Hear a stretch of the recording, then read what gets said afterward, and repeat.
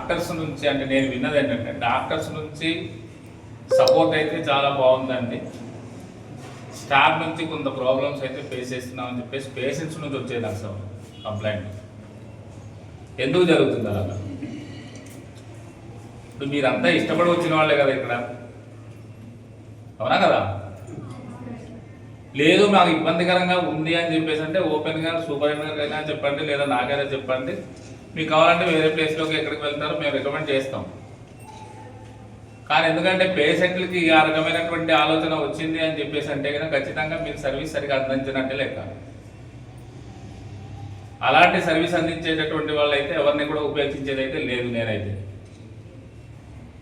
దయచేసి ఏ స్టాఫ్ అవ్వని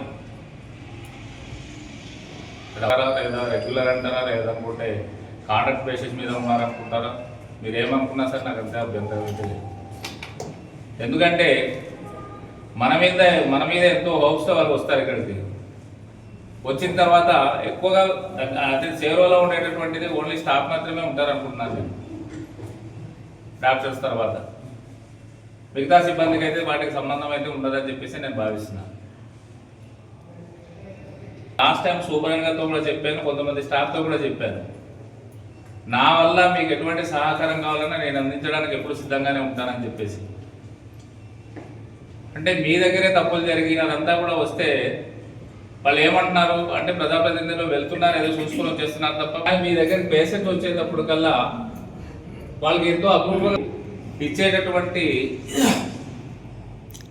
ఒక మంచి సజెషన్ లేదనుకుంటే వాళ్ళకి ఒక మంచి మనసుతో మీరు చెప్పేటటువంటి విధానాన్ని బట్టి ఉంటుంది. ఒక పేషెంట్ కృంగిపోతున్నాడు అని చెప్పేసి అంటే నీకేం పర్వాలేదమ్మా, నువ్వు బతుకుతావు, అన్నీ బాగానే ఉంది, నీకేం సమస్య ఏం లేదని చెప్పేసి మాట అన్నారు అనుకుంటే వాడు చాలా హ్యాపీ ఫీల్ అవుతాడు. అంటే డాక్టర్ గారు నాకు ఈ రకంగా చెప్పారు కాబట్టి నాకు హోప్స్ ఉంది అనేటటువంటిది.